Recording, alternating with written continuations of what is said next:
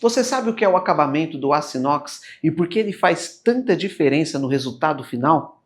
Nesta série especial, convidamos Maurício Saccaro, da Sabra Fair, especialista em acabamento do aço inox, para explicar tudo sobre os principais tipos de acabamento. E neste episódio, ele dá uma visão geral sobre o tema. Vamos lá? Aqui na Sabra nós temos uma experiência, né, já de 25 anos aproximadamente, né, quando eu comecei a lidar com esse segmento de polimento de abrasivos, e no total, né, quase 40 anos de experiência no segmento de abrasivos em geral, né, corte, desbaste, nessa época ainda que a gente não mexia com aço inox propriamente, né, e mexia mais com o segmento de aço carbono, que era mais da indústria mecânica, de caldeiraria mecânica, né. A diferença que se tem no inox escovado e no inox polido, ela se dá pela necessidade que o cliente exige ou do processo. Inox escovado geralmente é utilizado para favorecer a parte de acabamento aparente. Por exemplo, você conhece bem, você vê porta de elevador, que tem aquele escovado que parece um diamantado, né?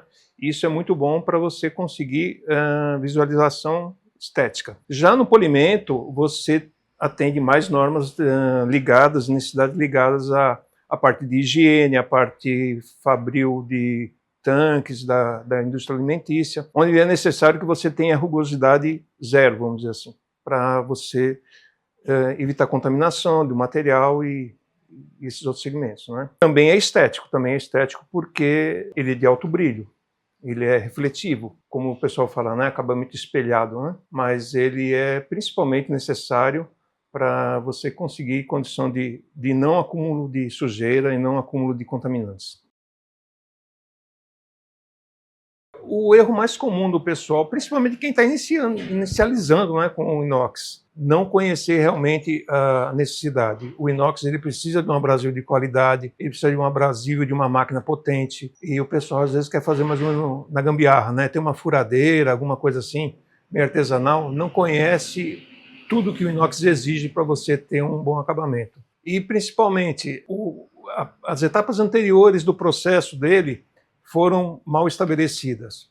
O soldador não fez uma solda, né, correta, a solda pode estar muito empelotada, tem vários fatores que prejudicam na hora do acabamento. Daí você pode ir para outros problemas também que podem acontecer. Liga indevida, às vezes ele produziu o material com uma liga que não é condizente com o acabamento que ele quer, principalmente em termos de oxidação, pitch de oxidação, tudo que pode voltar. Depende muito, já desde o início do processo, o que ele escolhe como material base para poder fazer o acabamento depois e conseguir o que ele quer realmente, né, como resultado. Principalmente, falta de conhecimento das ferramentas aplicadas, né? O abrasivo correto, a máquina para o processo correto, o tipo de solda. Existem profissionais, por exemplo, que começam sempre a soldar inox com eletrodo. A principal consequência disso fica um pelote alto, né, um cordão grosso, e que dá muita dificuldade para o acabamento. A hora que ele vai fazer o acabamento, ele já pode sobreaquecer essa chapa, a chapa pode empenar, pode acontecer várias coisas. Dentre esses acabamentos que a gente tem, né, principalmente o escovado e o polido, quais são as escolhas de material e abrasivos que são feitos para isso daí? Até uma certa parte do processo, eles são idênticos, vamos dizer assim. Você vai usar uma roda para você afinar a chapa, se ela tiver, né, rugosidade, ou se ela tiver solda, em que você utiliza um abrasivo primeiramente, que é para, vamos dizer, nivelar e chegar numa base, para daí partir para o escovado ou depois partir para o polido. A partir do momento que você fez esse nivelamento do material, aí você vai escolher, eu vou para um abrasivo e dar continuidade para afinar a chapa, geralmente com uma ferramenta de alta velocidade, para afinar a chapa, para depois você vir com um processo de roda de polimento e massa de polimento, ou você vai até a partir desse momento já com uma roda de escovamento. A roda de escovamento, vamos dizer assim, você vai abortar uma parte do processo. Você vai até a roda de escovamento e acaba aí. Você não vai ter necessidade de massa de polir, você não vai ter necessidade de roda de pano, que é para você conseguir o brilho espelhado. No caso, então por isso que todo mundo acha, né, e é verdade, né, o acabamento escovado ele é melhor, ele é mais rápido, mais fácil de você obter o resultado que você quer, né, todo mundo prefere realmente o acabamento escovado. Então, na escolha do Brasil é isso. Você vai até uma etapa da afinação da chapa e depois você vai para a etapa final de escovamento, ou então depois você vai dar sequência com roda de pano, e massa de polir, para você atingir o brilho espelhado, ou acetinado, alguns dizem. Né? Mais detalhes sobre isso, nós vamos fazer umas aplicações aqui, tanto do escovamento como do polimento, aí você vai ver como é que esse acabamento vai ficar, e até mesmo vai poder identificar as ferramentas nesse processo. Ao contrário do que se pensa, o lixamento do inox ou o desbaste para o inox não é a mesma coisa que o escovamento. O escovamento realmente é um acabamento final. O escovamento é para você conseguir esse acabamento, né? Ele é alinhado, diferentemente do lixamento e do desbaste. Alguns falam assim, eu quero escovado. Aí quando você passa uma roda de lixa, você pode achar que está realmente escovado, mas não é. O escovamento, ele é como, nesse sentido, ele é a última etapa de um processo. Ele é um acabamento estético, ele seria uma operação final no processo, diferentemente do lixamento, em que o pessoal fala, está escovado. Não, na verdade ele está desbastado, ele está afinado a chapa, ele não está escovado. Quando a gente fala, por exemplo, de desbaste e lixamento, você pode entrar com um disco de lixa, você pode entrar com uma roda de lixa e você vai fazer a afinação para obter vamos dizer, um substrato uniforme, que é para daí você vem com a operação de escovamento ou a operação de polimento final, o polimento espelhado. Até essa etapa você vai fazer isso com abrasivos e máquinas para você conseguir desbaste e lixamento, vamos dizer assim. Mas não se trata ainda do acabamento final estético que você quer. Chegou aqui pra gente. O tubo chegou, passou lá pro pessoal da caldeiraria, da montagem. Então tá aqui, ó. Você tem um tubo, uma emenda aqui, isso é muito comum em todo o processo de fazer corrimão, guarda-corpo, seja o que for, ou mesmo na indústria que seja tubulação mesmo. O que vai ser a primeira etapa? Você vem com uma altura aqui, um relevo na parte da solda, né? Você vai precisar de um flap, ou para cada situação é uma ferramenta específica. Mas você vai precisar, primeiramente, desbastar essa altura que você tem na solda. Você vai ter que uniformizar a chapa e chegar até o lixamento que a gente comentou. Com uma roda de lixa, por exemplo. Você pode trabalhar com uma roda de lixa que é para você ter essa uniformidade. Essa etapa é o que a gente chama de desbaste e lixamento ou acabamento. Mas ainda não é aquilo que a gente quer como objetivo final. O que a gente quer como objetivo final é o escovamento. Então, suponha que depois que a gente operou nessa situação da chapa ou na situação do tubo, né, que ela veio originalmente assim para a gente, com uma solda, tudo, eu vou precisar uniformizar essa superfície toda, que ela fique com uma rugosidade, uma textura uniforme, daí eu vou vir com um abrasivo mais agressivo para poder fazer o lixamento e o escovamento. Muito comum, sobre os equipamentos que a gente utiliza, né, muito comum a gente usar a mini contour. Por que eu uso uma mini contour e não uso, por exemplo, uma roda chamada policontour ou roda grande? Por questões de acesso. Você tem, por exemplo, um posicionamento em que a roda ela não tem a portabilidade, é um equipamento maior, grande, você não tem a portabilidade e você também não tem acesso. Às vezes você está dentro de uma cavidade na peça em que você não pode entrar com uma roda desse tamanho. Basicamente, essa roda e essa roda têm a mesma função. O que muda? Por que eu tenho necessidade de utilizar uma roda nesse tamanho e uma roda pequena? Questão de acesso, né, e questão de rendimento. É claro que uma roda maior e você tiver uma peça, por exemplo, suponho que é muito comum, por exemplo, você fazer o desbaste de uma chapa grande, uma pia de inox. Então é óbvio que você precisa de uma ferramenta maior, você precisa de uma ferramenta que dê rendimento para você poder fazer essa preparação. Um lixamento, principalmente dos cordões de solda, das emendas, então você conseguir esse acabamento. Granulometria. Quanto mais irregular, pior, mais grosseiro tiver o seu material, mais o grosso é o abrasivo que você tem que usar. Por quê? Se você incide no material com um abrasivo muito fino, o que vai acontecer? Você vai gastar muito abrasivo, vai demorar muito tempo para fazer a remoção. Então, o abrasivo mais grosso favorece você remover material mais rapidamente. E depois você vai precisar fazer o escalonamento, o rebaixamento dos abrasivos para que se possa chegar naquela base material para o início do acabamento final, que seria ou escovamento ou polimento. Então, a gente faz um escalonamento de lixas. Aqui no exemplo, por exemplo, a gente tem uma lixa 60 muito comum de se utilizar para essa preparação, né? E você pode utilizar vários grãos, que é para atingir a base de material que você quer. Então, por que existe diferentes grãos de abrasivos, né? No nosso caso aqui, a gente tem o privilégio, em alguns casos, de trabalhar com abrasivos já de meia granometria, vamos dizer assim. Quando você tem um disco de desbaste, que é realmente para fazer desbaste grosso, grande remoção de material e o corte até, então você usa um abrasivo mais grosso. Nos abrasivos, ao contrário do que diz o senso comum, né? Quanto menor o número do abrasivo, mais grosso ele é. Isso é uma norma que foi criada muito tempo atrás para poder fazer esse desígnio da granulometria. O nosso caso aqui, ele é muito particular, né? E muito, vamos dizer assim, ideal. Por quê? Existem casos que você trabalha com chapa que se diz laminada quente, uma chapa grossa. Vocês devem ter visto, a chapa vem com uma carepa, né, uma casca, tipo casca de laranja, que se diz. Ela é muito dura e, principalmente, essa parte sulfatada do óxido de cromo, ele é muito duro e ele é difícil de remoção. A gente pode usar, inclusive para situações, rodas expansivas que ela tem uma agressividade muito maior.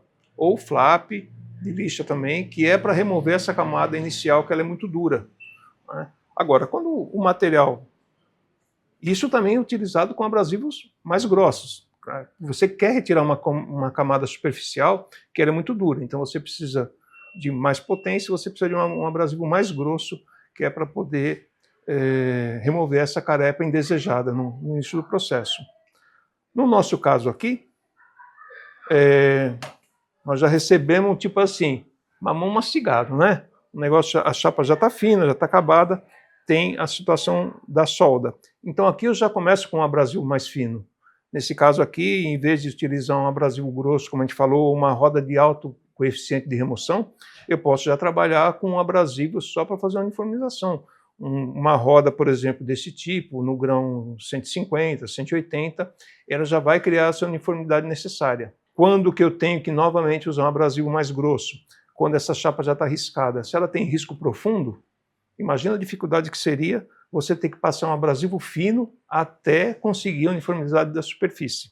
Ia ser muito difícil. Então você já vem com um abrasivo grosso, remove para uniformizar toda a superfície com um abrasivo grosso e depois você vem rebaixando, fazendo escalonamento dos abrasivos até você chegar naquela base ideal para poder fazer o escovamento. A granulometria de discos, por exemplo, vamos tomar um exemplo de algo muito comum utilizado, discos de lixa. A granulometria de disco de lixa ela começa no grão 24, que é o grão mais grosso comercializado, e vai, no caso dos discos de lixa vulcanizados, que a gente chama, ele vai até o grão 120. Existem, por exemplo, os discos de óxido de alumínio, o disco de zircônio, como se diz, né, o disco de lixa óxido de alumínio zirconado, e existe também os discos de lixa cerâmicos, que é um grão mais potente, mais durável, né, e alguns processos químicos que você faz na confecção do disco que favorecem principalmente a utilização no inox. O inox ele exige que você tenha um abrasivo de alto rendimento, que seja um abrasivo potente, que aguente a elevação de temperatura. Então, como se diz, o inox é uma coisa para se fazer uma vez só. Então você precisa trabalhar com os abrasivos de qualidade. Estamos falando sobre as máquinas para você aplicar o abrasivo. No caso da famosa roda PK, roda PG, roda de lixa, lamelar, que todo mundo conhece, se utiliza um chicote, né? O pessoal chama de chicote, ou chicote flexível, mas o mais adequado hoje seria uma esmerilhadeira reta, como se usa, né? Que é para você fazer essa afinação. A gente vai mostrar depois, pelo menos numa operação mais reduzida em porte, a gente vai mostrar a mini contour desbastando a chapa. Principalmente para a correção de emendas, cordões de solda, a gente utiliza o quê? A esmerilhadeira angular. Ela é muito utilizada, você tem uma vasta aplicação nesse segmento, né? Com uma diversidade de abrasivos muito grandes.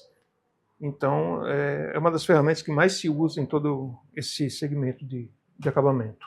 Uma máquina para escovamento. Essa máquina é similar a uma politriz, né? É uma máquina de alta potência, politriz, baixo giro. Então, por que ela é utilizada e não uma esmerilhadeira, por exemplo? Porque você tem necessidade de fazer escovamentos com riscos longos, né? Então, a gente vai mostrar por que se utiliza o controle de velocidade aqui e qual é a carga exercida para conseguir esse acabamento. Máquina de escovamento para tubos, tá? Isso aqui é um equipamento muito útil para o pessoal que faz tubulação, principalmente guarda-corpo, corrimão. É uma máquina que você pode utilizar em campo, você pode utilizar na bancada, né? Tem uma cinta que envolve o tubo para poder fazer esse acabamento de escovamento. Aqui também, você tem a versatilidade dos abrasivos, eu posso colocar tudo que eu quiser aqui. Eu tenho, nesse caso aqui, uma lixa, depois eu posso usar a manta abrasiva também, eu posso usar também a cinta de feltro. Isso aqui é um material para você conseguir alto brilho. Então, todo o escalonamento que você tem dos abrasivos, você pode conseguir nesse equipamento também. E a nossa parceira, né, a nossa grande amiga, que é a esmerilhadeira angular. Essa daqui, nesse processo, como a gente falou, para fazer a correção de soldas e emendas, você utiliza primeiramente ela, que é para você poder desbastar com grande velocidade. É a máquina versátil, você usa ela para corte, você usa ela, nesse caso aqui é um equipamento que tem controle de velocidade também, você usa ela para corte, você usa ela para desbaste e até polimento, né? Com uma roda, um feltro, uma roda apropriada para esse porte de equipamento. Aqui é a nossa mini contour. O pessoal adora essa maquininha aqui e adora o efeito que ela dá. É uma máquina que você utiliza, como eu falei, com finalidade semelhante da roda grande. A máquina que você utiliza esse tipo de roda aqui expansiva para desbaste pesado ou a roda para lixamento, ela é uma máquina de maior porte, né? Tá lá, depois vocês devem ter ouvido falar do chicote, né? Aquilo ali é onde o polidor chora, né? Mas ela tem uma finalidade semelhante, só que em menor porte.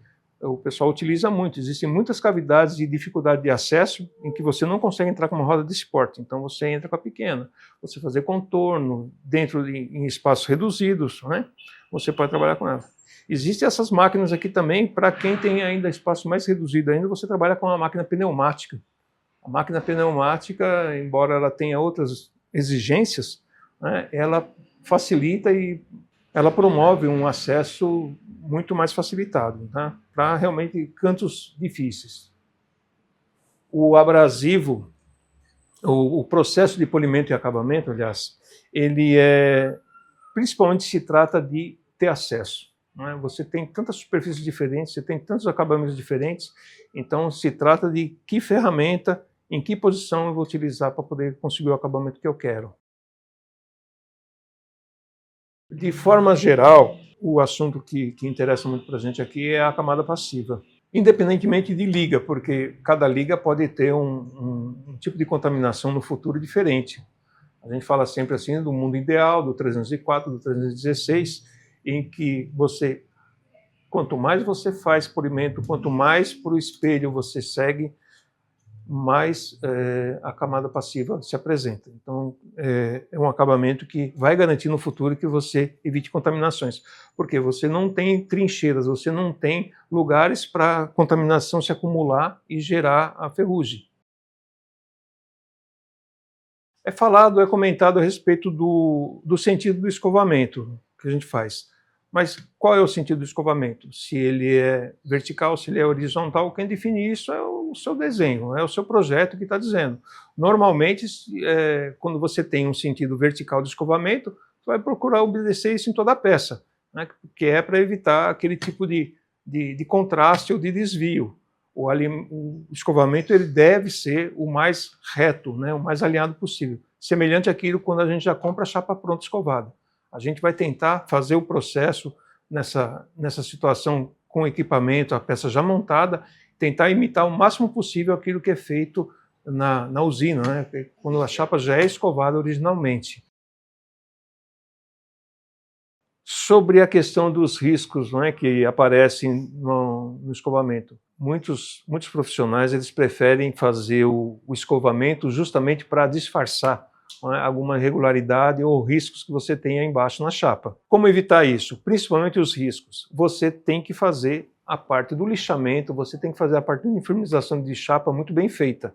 Porque se você faz, por exemplo, você tem um risco profundo e você passa um abrasivo fino, você vai desbastar e aquele risco transversal em posição errada, né, indesejada, que ele vai estar, vamos dizer assim, desalinhado com o teu escovamento, ele vai prevalecer lá, ele vai ficar e vai aparecer. Então você tem que realmente lixar a chapa, você tem que fazer a uniformização da chapa antes de começar o escovamento. E sobre a questão de manchas, né?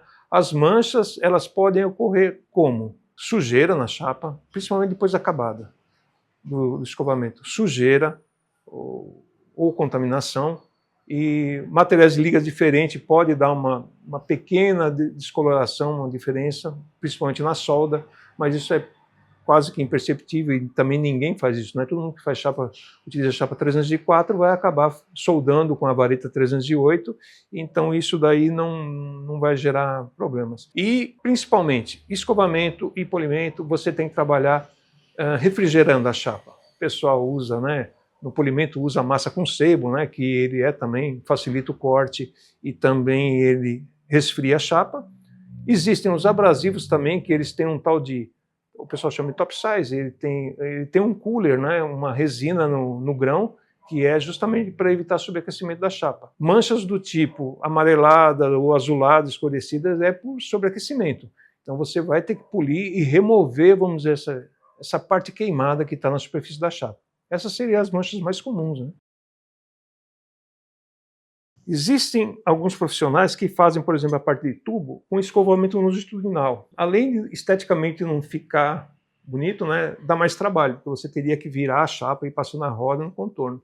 O que se utiliza realmente hoje, com muito êxito, muito sucesso, é a máquina de escovamento de tubo.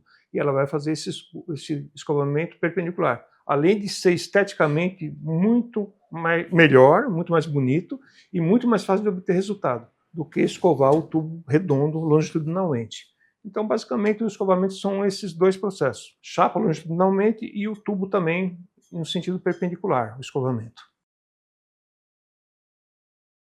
Vamos falar um pouco sobre a parte de manutenção do escovado. Não é? Você fez o escovado, ele está lá, por exemplo, numa escada, ele está na porta do elevador, como é muito comum esse tipo de acabamento, e você quer que aquilo tenha uma aparência brilhante e constante. Então, além de você fazer a limpeza daquilo ali, seja com o detergente indicado, existem produtos que você aplica, geralmente com pano fino, flanelado, que é para você fazer uma película protetiva, evitar que outros agentes agressores, outros agentes de oxidação entrem no escovado, para manter a aparência também. Além dele fazer aquele filme protetivo, gera aparência e gera proteção também contra os agressores das intempéries da atmosfera. Às vezes, espirro, você vai lavar um piso, por exemplo, espirra o material lá e mancha o teu inox. Então, além da proteção, ele te dá um brilho, um acabamento.